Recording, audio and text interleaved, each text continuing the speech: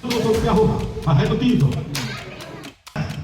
लगाइए भाई पहले पैसे उस चीज पर दीजिए थोड़ा सा हो सकता है बगल का कुछ और हो सकता है जब पूरा भारत सम्राट अशोक का है पर सम्राट अशोक ने होता था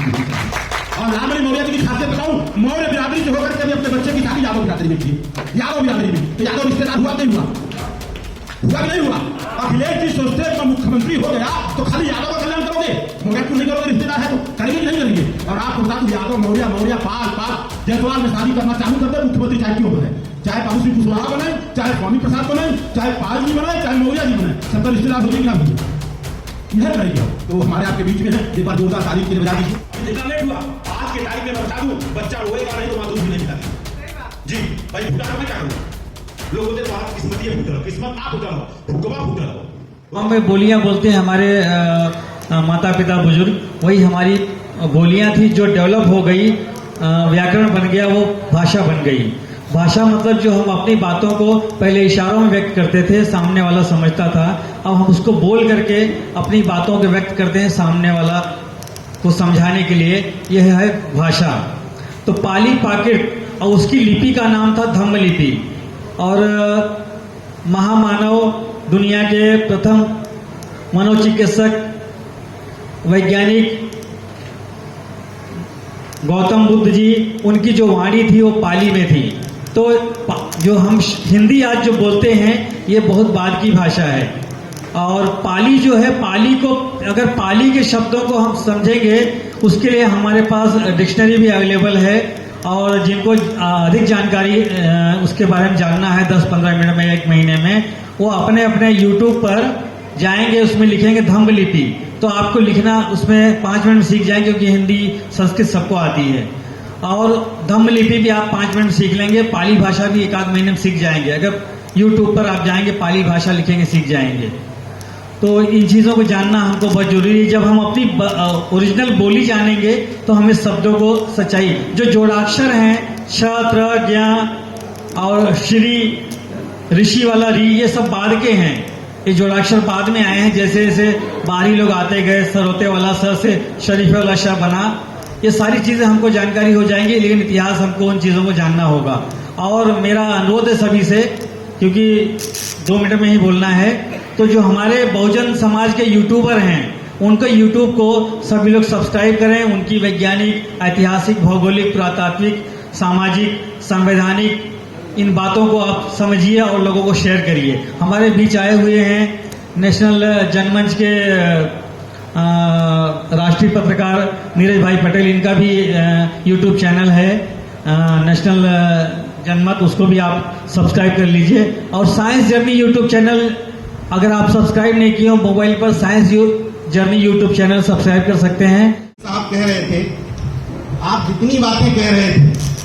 यहां बैठा हुआ कोई शख्स ऐसा नहीं होगा कि वो इस बात से इत्तेफाक न रखता हो कि गेल भेल सेल रेल सब कुछ बिक रहा आरक्षण पर खतरा है नौकरियों पर खतरा है सब सहमत हैं। सुप्रीम कोर्ट का जिस तरीके से डिसीजन आया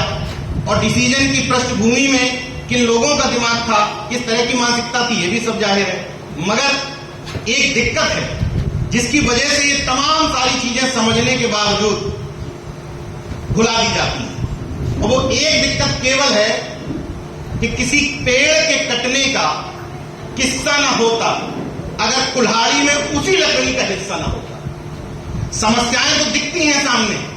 लेकिन कुल्हाड़ी में लकड़ी जब समाज की आ जाती है तो बाकी सारी चीजें दरकिनार करके ये बात आ जाती है कि जाति का व्यक्ति आ गया है बाकी आरक्षण इस सब बाद में निपट लिया जाएगा पहले जाति के व्यक्ति को आगे बढ़ाओ। तो ये जाति जो मूल समस्या है उसी का इस्तेमाल मैं किसी एक सरकार की बात नहीं कर रहा हूं विभिन्न सरकारें कुल्हाड़ी में उसी समाज की लकड़ी का इस्तेमाल करके उनको गुलाम बनाती रहती है। दूसरी बात आपने पीडीए की बात की हम सब सहमत हैं। अखिलेश जी तो बहुत बाद में पीडीए और संविधान की बात करने के लिए सामने आए भाई इलेक्शन टाइम में लग रहा था कि इससे फायदा हो सकता है पहले फरसा भी पकड़ा उन्होंने तमाम प्रयोग किए जब सफल नहीं रहे प्रयोग तो उन्होंने कहा ये भी प्रयोग करके देखते हैं ये प्रयोग पूरी तरीके से सफल भी रहा। तो अब मेरा सवाल है जब पीडीए का प्रयोग 100% सफल रहा आप 5 सीटों से 37 सीटों पर आ गए और इंडिया गठबंधन 43 सीटों पर उत्तर प्रदेश में आ गया, तो फिर पीडीए का वोट लेने के बाद विपक्ष का नेता पांडे जी क्यों? भाई, इलेक्शन के टाइम में पीडीए पिछड़ा दलित अल्पसंख्यक,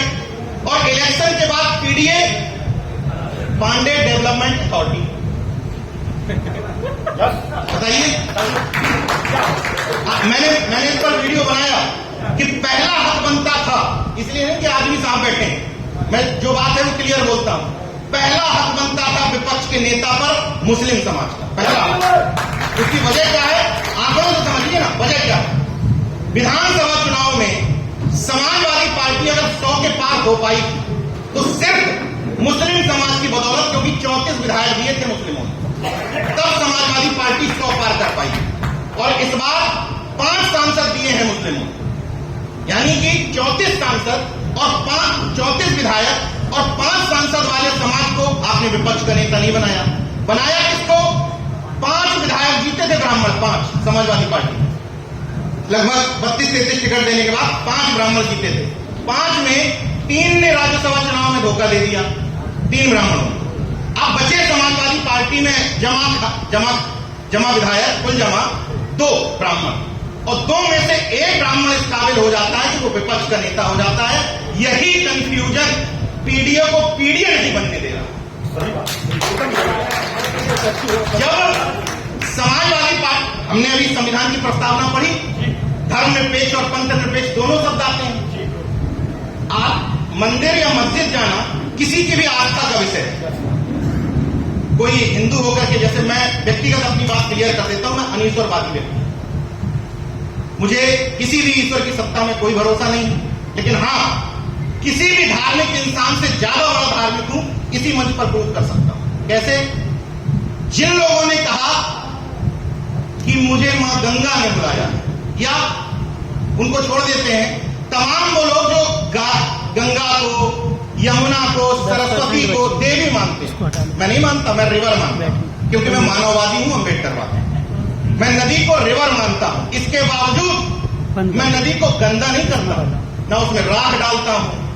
ना उसमें कोई मूर्ति विसर्जन करता हूं, कुछ नहीं करता, पवित्र साफ रखता हूं। लेकिन जिन लोगों ने कहा